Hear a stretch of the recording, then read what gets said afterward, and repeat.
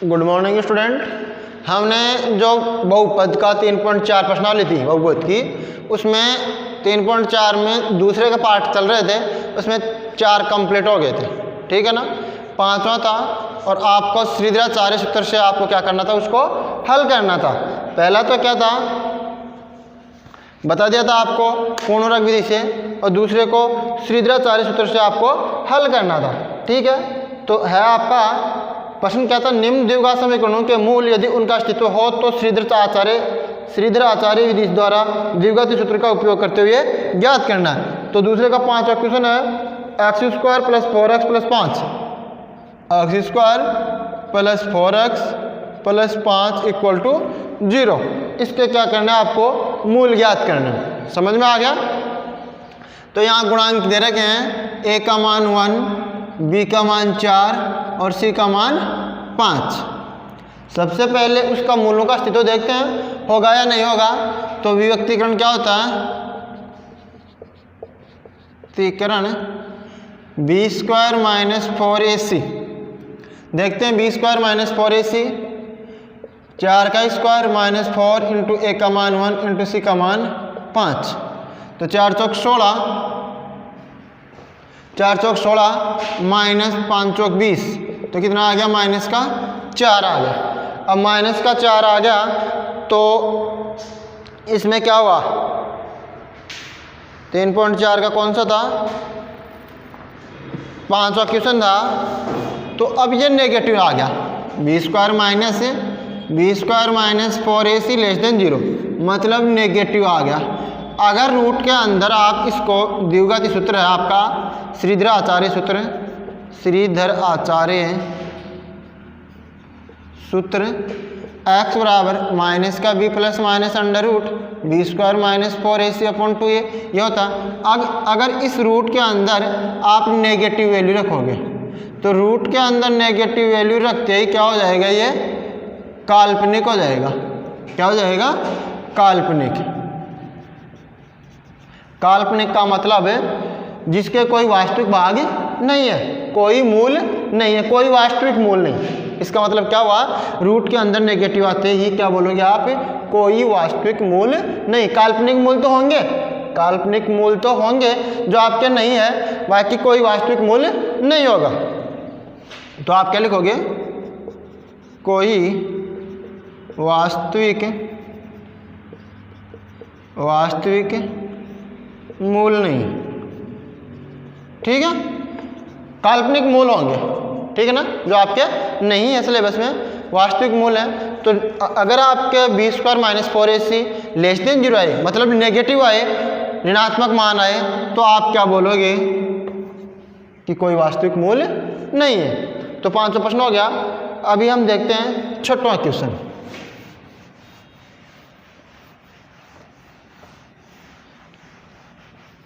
दूसरे का 6वां पार्ट।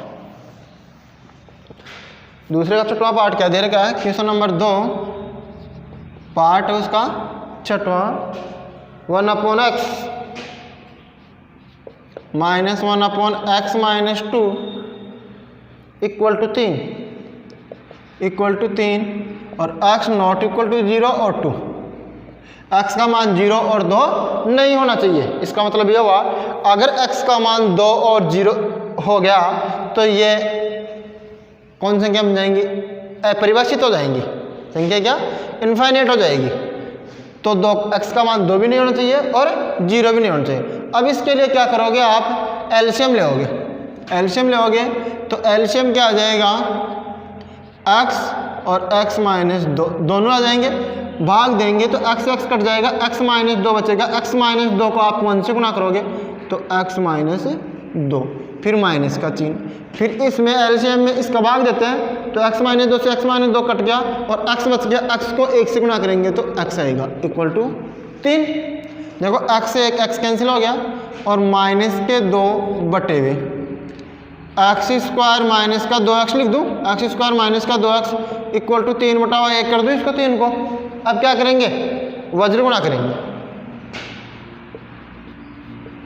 वज्र गुणा करने पर तो इसको 3 से गुणा किया, x² - 2x = -2।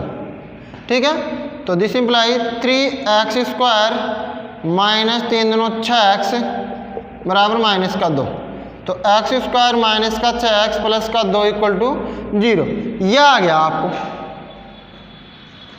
यह आ गया क्या, x² माइनस का 6x प्लस का 2 equal to 0।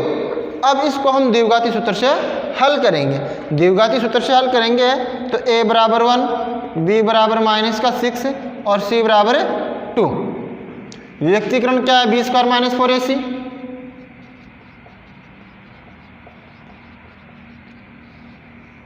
व्यक्तिकरण b² minus 4ac, b का मान माइनस का 6 का स्क्वायर माइनस 4, a का मान 1 और c का मान 2। तो 36 माइनस 4 2 8, कितने बच गए, 28 बच गए क्या है।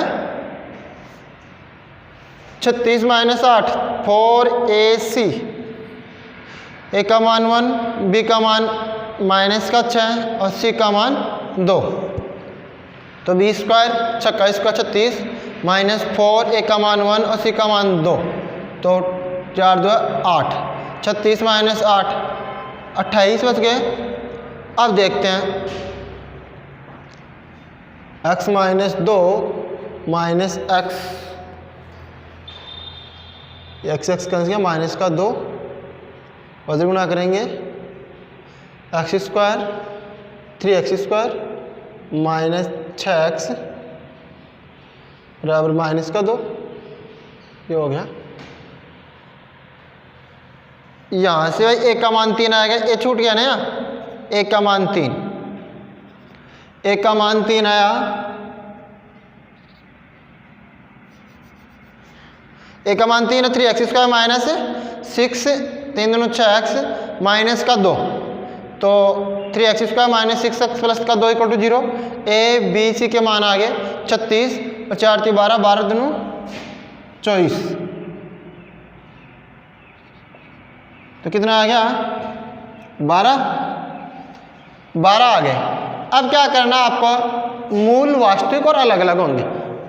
12 क्या होता है, 0 से बड़ा होता है। तो b² minus 4ac greater than 0 है, तो मूल क्या होंगे, वास्तविक और अलग अलग। अब देखिए श्रीधर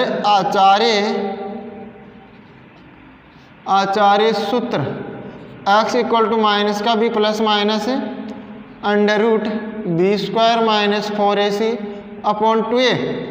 मान रखते हैं, देखो माइनस b का मान माइनस का 6, चिन्ह तो माइनस का, फिर b का मान भी माइनस का 6 प्लस माइनस इसका मान कितना है भाई, 12 है। b² माइनस 4ac का मान 12 है, रूट में 12 लिख दिया, अपॉन 2 इंटू a का मान कितना है 3। तो प्लस का 6 प्लस माइनस, मैं 12 को क्या लिख सकता हूँ, देखो 12 को लिख सकता हूँ 4 3 12 लिख सकता हूँ, 4 गुणा 3 और 4 रूट के 12 के 2 जाएगा, तो 2 रूट 3 लिख देता हूँ इसको मैं, 2 रूट 3 अपॉन 2 गुणा 3। 2 गुणा 3 मतलब 2 कॉमन ले लो। अब 2 कॉमन लेंगे ना तो क्या जाएगा, 2 कॉमन ले लिया, यहाँ तो 3 बच गया, प्लस माइनस रूट 3 बच गया अपॉन 2 गुणा 3। तो अब 2 से 2 कैंसिल हो गया, 2 से 2 कैंसिल हो गया। तो x के मान आ गए 3 plus minus root 3, 3 plus minus root 3 बटे 3। तो x के 2 मान आ गए क्या क्या, x equal to 3 plus minus root 3 upon 3। एक तो पॉजिटिव चिन्ह लेंगे वो आ जाएगा और एक नेगेटिव चिन्ह लेंगे वो आ जाएगा। तो x के 2 मान आ गए। आप इसको और भी हल कर सकते हैं, रूट 3 को ले सकते हैं, ठीक है ना, तो कोई दिक्कत नहीं है, आप यहाँ पर छोड़ सकते हैं। 12 को क्या लिख दिया, 4 इंटू 3, 4 12 करके कितना हो जाएगा, रूट के 12 करके 2 जाएगा। तो आप क्या लिखोगे, इसका 2 वास्तविक मूल होंगे, अलग अलग होंगे, ठीक है। अब देखते हैं तीसरा प्रश्न।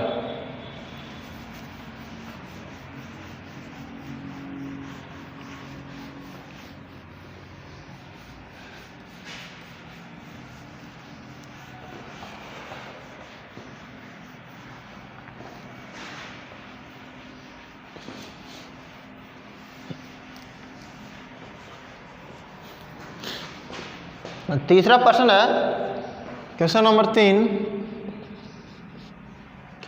क्वेश्चन नंबर 3 दे रखा है दो ऐसे क्रमागत विषम धनात्मक पूर्णांक ज्ञात कीजिए। दो ऐसे क्रमागत विषम धनात्मक पूर्णांक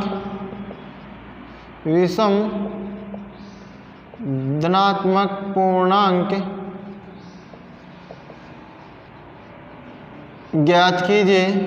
दो ऐसे क्रमागत विषम धनात्मक पूर्णांक ज्ञात कीजिए जिनके वर्गों का योग 290 है। याद कीजिए, जिनके वर्गों का योग 290 हो। जिनके वर्गों का योग 290 थ्योरेटिकल प्रश्न है। तो देखिए इसका हम द्विघात समीकरण में परिवर्तित करेंगे इसको। दो ऐसे क्रमागत धनात्मक विषम धनात्मक पूर्णांक, माना प्रथम धनात्मक पूर्णांक क्या है, धनात्मक विषम पूर्णांक x है। माना प्रथम धनात्मक विषम पूर्णांक x, माना प्रथम धनात्मक विषम पूर्णांक x तथा x प्लस 2 होगा। 2 ही क्यों लिया, प्रथम विषम धनात्मक पूर्णांक मान लिया कि विषम धनात्मक पूर्णांक 3 है। 3 है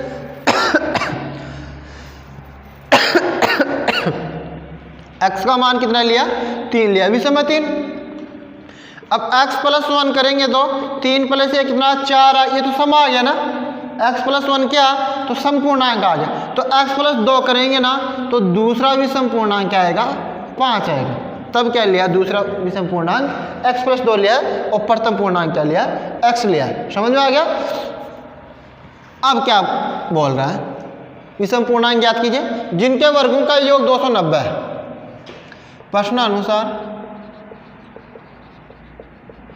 प्रश्नानुसार का मतलब हुआ कि प्रश्न में दोनों विषम धनात्मक पूर्णांकों के वर्गों का योग कितना दिया गया है, 290 दिया गया।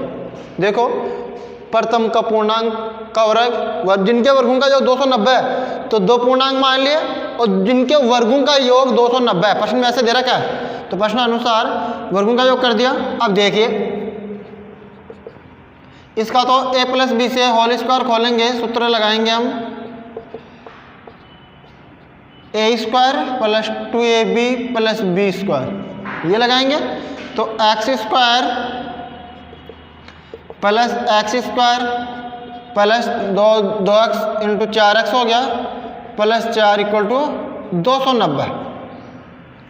x स्क्वायर कितना हो गया, 2x square plus 4x plus 4 minus 290 equal to 0। This imply 2x square plus 4x minus 286 equal to 0। 2 common ले लेता हूँ, x स्क्वायर प्लस के 2x माइनस का 143 इक्वल टू 0। 2 0 के साइड में चला जाएगा और x स्क्वायर प्लस के 2x माइनस का 143 इक्वल टू 0। यह आ गया आपका एक द्विघात समीकरण। क्या आ गया, द्विघात समीकरण आ गया। अब आपको इसको किसी भी विधि से कर लो, पूर्णरक से कर लो, श्रीधराचार्य सूत्र से कर लो या गुणनखंड विधि से कर लो। तो सबसे सिंपल गुणनखंड विधि है, छोटी है, आप टुकड़े करो 143 के, कि जोड़ने पर तो क्या है 2x है और गुणा करने पर माइनस का 143 x स्क्वायर है। तो 11 और 13 हो रहे हैं, 11 को 13 से गुणा करोगे, ठीक है ना, तो अंकों का योग कर लो, 2 3 1 4 बीच में रख दो, 143 हो रहा है। तो प्लस के तो क्या हो जाएंगे, यह आपका द्विघात समीकरण क्या है, x स्क्वायर प्लस के 2x माइनस का 143 equal to 0। This implies x square plus के 13x माइनस के 11x माइनस 143 इक्वल टू 0। देखो 2x बच रहे, गुणा करने पर 143 आ जाएगा, x आ गया x प्लस 13, यहाँ से माइनस 11 कौन ले लिया, x प्लस 13 इक्वल टू 0। तो x प्लस 13 और ये x माइनस 11 इक्वल टू 0। तो या तो x प्लस 13 इक्वल टू 0 होगा या x माइनस 11 इक्वल टू 0। यहाँ से पक्षांतर करेंगे तो x का मान 11 जाएगा और x का मान माइनस का 13। ये तो लेंगे नहीं। क्यों नहीं लेंगे? प्रश्न में लिखा है क्रमागत विषम धनात्मक पूर्णांक लेना है। कौन से पूर्णांक लेना है? पूर्णांक ऋणात्मक भी होते हैं, केवल आपको धनात्मक पूर्णांक लेना है। तो 13 को तो छोड़ना है, माइनस का आ गया। और ये क्या है, x का मान कितना आ गया? प्रथम धनात्मक पूर्णांक 11 और दूसरा क्या आ जाएगा? x plus 2। तो 11 प्लस 2 13। तो 11 और 13 क्या आ जाएंगे? दो धनात्मक विषम पूर्णांक आ जाएंगे। समझ आ गया? जिनके वर्गों का योग 212 है। आप चेक कर सकते हैं। 11 का वर्ग 121 और 13 का वर्ग 169। तो 9 और 1 10 की 0, 6 2 8 1 9 और 1 1 2 आ गया ना। जिनके वर्गों का योग 11 और 13 का वर्ग करोगे तो 290 आएगा। समझ में आ गया? तो ये हो गया आपका तीसरा क्वेश्चन।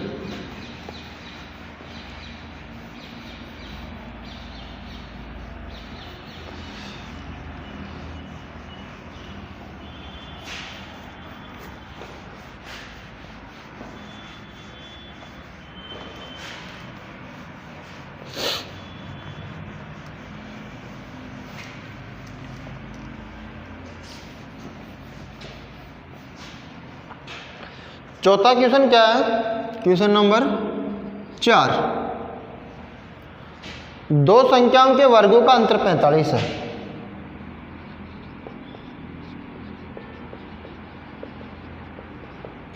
दो संख्याओं के वर्गों का अंतर कितना है? 45। और क्या दे रखा है? तथा छोटी संख्या का वर्ग तथा छोटी संख्या का वर्ग बड़ी संख्या का 4 गुना है। बड़ी संख्या का 4 गुना है। दोनों संख्या ज्ञात कीजिए।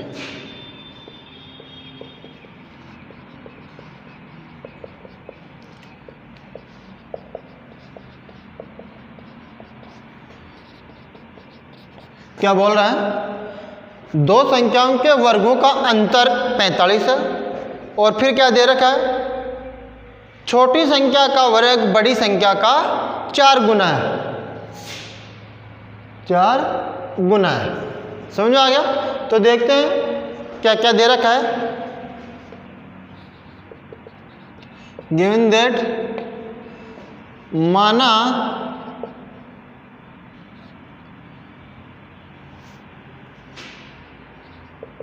बड़ी संख्या x तथा छोटी y है। भाई मान लेते फिलहाल प्रश्नानुसार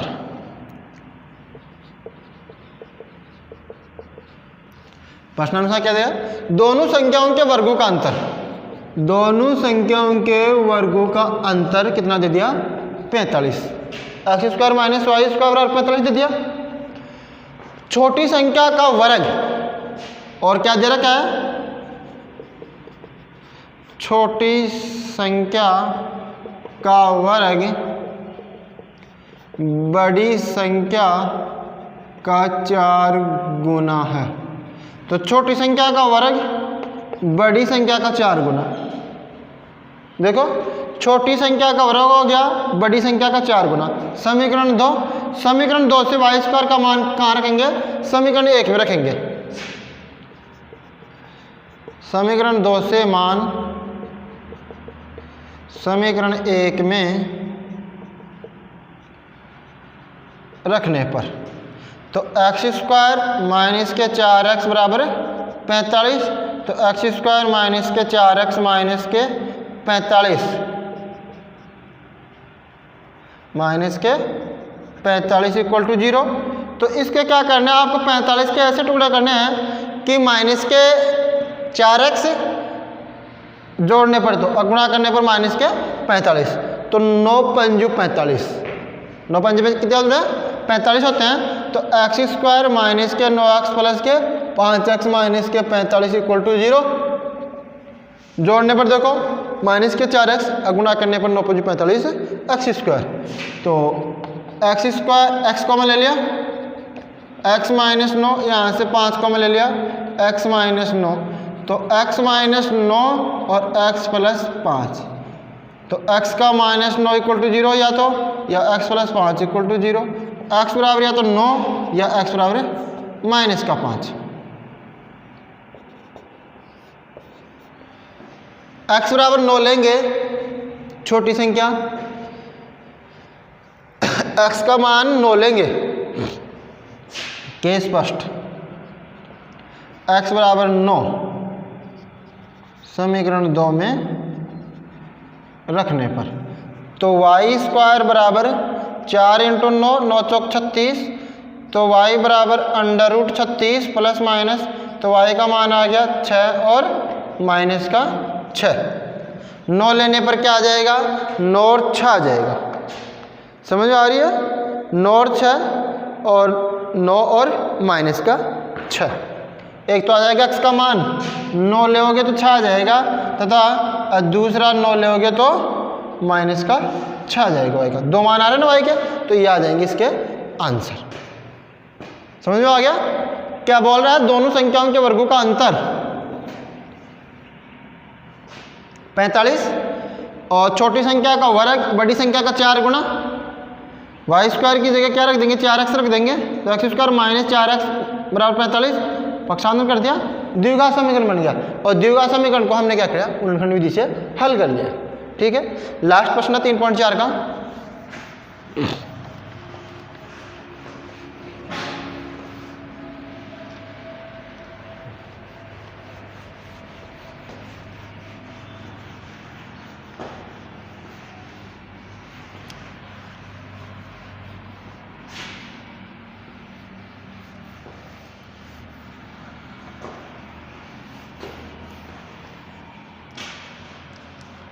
सोलह को 2 भागों में इस प्रकार विभाजित कीजिए। क्वेश्चन नंबर 5, 16 को 2 भागों में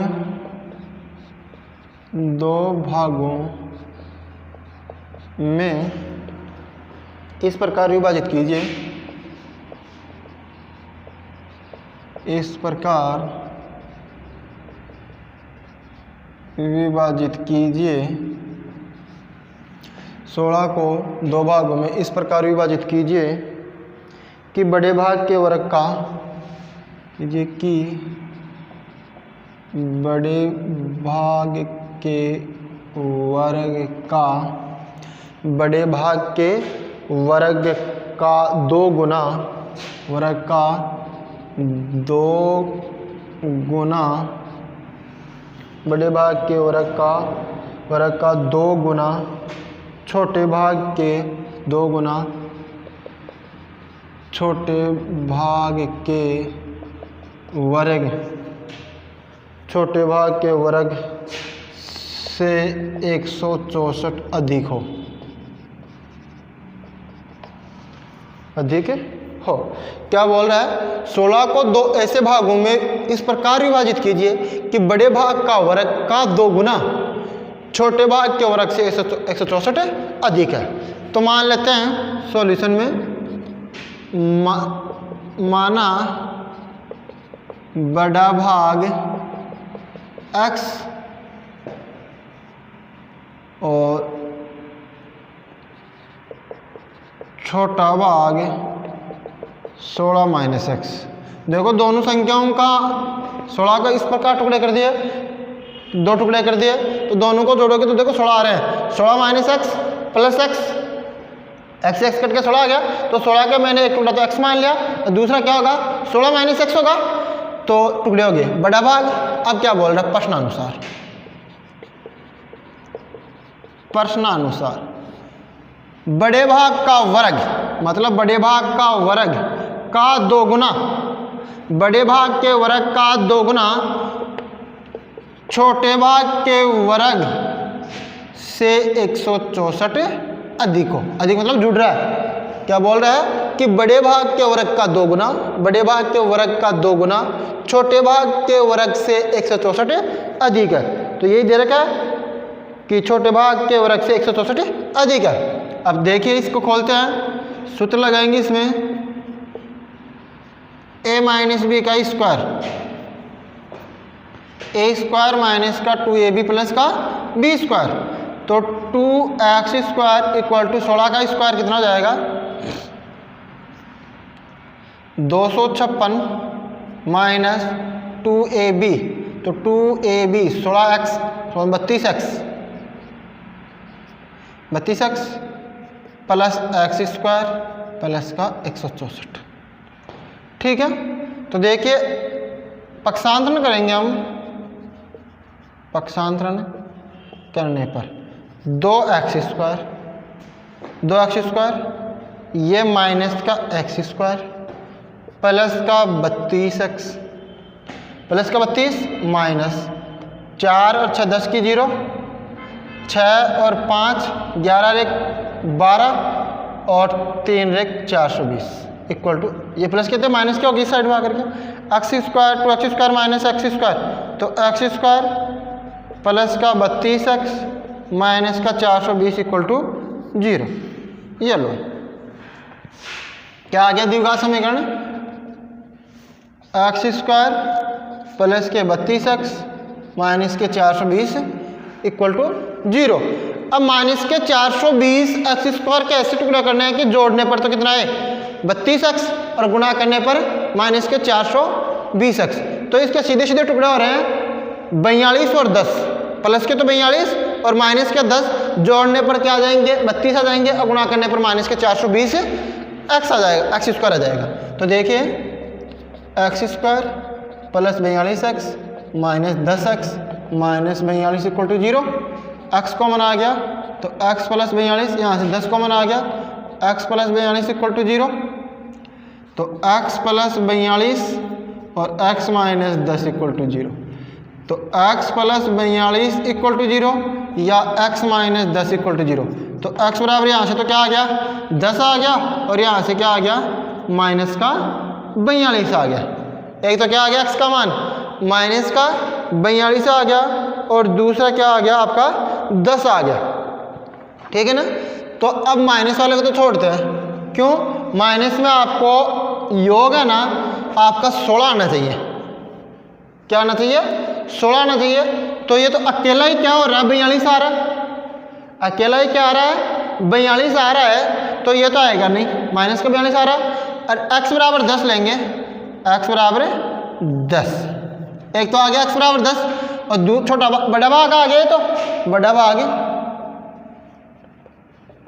और छोटा भाग क्या आएगा 16 माइनस x, तो छोटा भाग लिखेंगे हम, छोटा भाग 16 माइनस x बराबर 16 माइनस 10 बराबर 6, तो छोटा भाग कितना आ गया 6 आ गया और बड़ा भाग कितना आ गया 10, 10 और 6, तो 10 और 6 को जोड़ने पर कितना आ गया 16 आ गया ना, तो ये तो आएगा नहीं आपका 42 तो, और ये आएगा आपका 10 और 6 आ जाएगा, दोनों का जोड़ने पर कितना आ गया 10 और 6 योग करने पर कितना आ गया 16, और इस समीकरण को ये संतुष्ट कर रहा। ठीक है ना, तो ये 3.4 कंप्लीट हो गई, 3.4 कंप्लीट हो गई।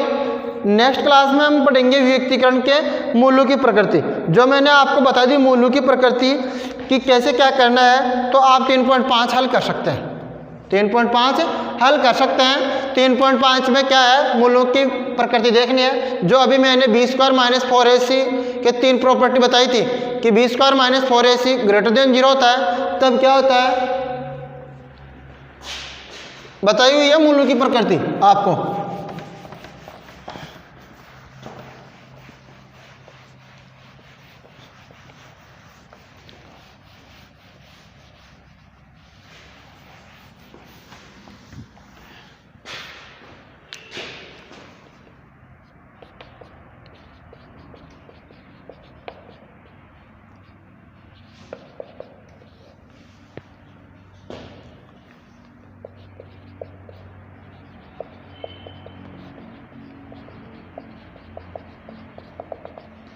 व्यक्तिकरण तथा मूलक की प्रकृति। अब जो आपका श्रीधराचार्य सूत्र था x बराबर माइनस का b plus minus under root b square minus 4ac upon 2a, तो व्यक्तिकरण क्या होता है, कैपिटल डी से दर्शाते हैं इसको, बी स्क्वायर माइनस 4ac। ठीक है, अब इसके तीन प्रॉपर्टी बताई थी, B square minus 4ac greater than 0, दूसरा क्या था B square minus 4ac equal to 0, और तीसरी क्या थी B square minus 4ac less than 0। मतलब ग्रेटर देन 0 का मतलब 0 से बड़ा मान, 0 से बड़े मान क्या होते हैं, पॉजिटिव होते हैं, धनात्मक होते हैं, एक 0 और एक 0 से छोटे मतलब ऋणात्मक मान, नेगेटिव वाले।